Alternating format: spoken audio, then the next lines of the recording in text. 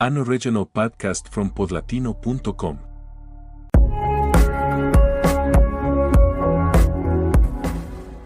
He had once believed that music was eternal, that a melody once born would outlive everything, fame, failure, even the man who played it.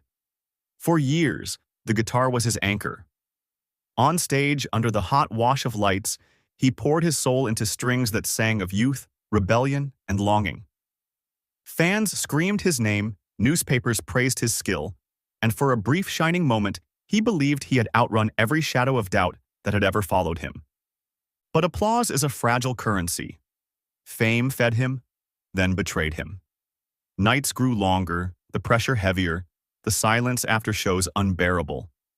To fill it, he reached for a bottle, then for powders and pills. What began as a quick way to sleep became a ritual, then a dependency, then a cage. Soon, the music slowed. Notes faltered. The man who once played with fire now stumbled on stage, his guitar heavy in hands that trembled. The band broke apart. His family left, unable to watch him disappear piece by piece. Promoters stopped calling. Friends stopped visiting. One night, staring at his guitar in the corner of a dark room, he realized the truth. The instrument was silent, not because it had broken, but because he had. The descent was long. He drifted through years in a haze of addiction. Cheap bars, half-empty rooms, an endless cycle of promises and relapses. He pawned his instruments one by one until only one remained, the guitar that had carried him from his first chords to his last stage. It sat in silence, gathering dust. His second chance began in the most unlikely of places. A rehab program where counselors used art as therapy. They asked if anyone knew music. He raised his hand slowly, ashamed, but they placed a battered guitar in his lap. His fingers stumbled on the strings, rusty and unsure. But as the first chords rang out, something shifted. For the first time in years, he felt alive.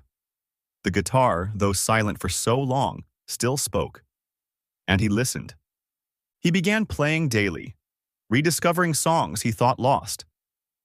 Other patients gathered around him, asking him to teach them simple chords.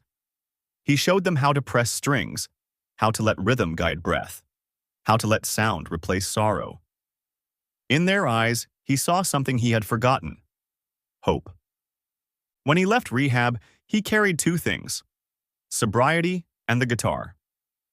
He moved into a small apartment, worked odd jobs, and played at night.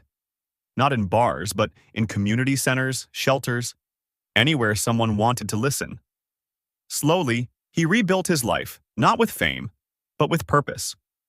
One day, a counselor invited him to teach music to children in a recovery program. These kids carried their own scars, parents lost to addiction, neighborhoods heavy with despair. He hesitated, wondering if he was worthy. But when he entered the classroom, guitar in hand, the silence broke. The children leaned forward, wide-eyed. He strummed, softly at first, then stronger. The room filled with sound, with possibility. He taught them not just chords, but courage. Music, he told them, isn't about being perfect. It's about being honest. It's about turning pain into sound. The children learned quickly. Their small fingers stumbled, then soared. Soon, they played together, laughter mixing with melody. He found himself again, not in stadiums, but in the glow of a child smiling at her first song.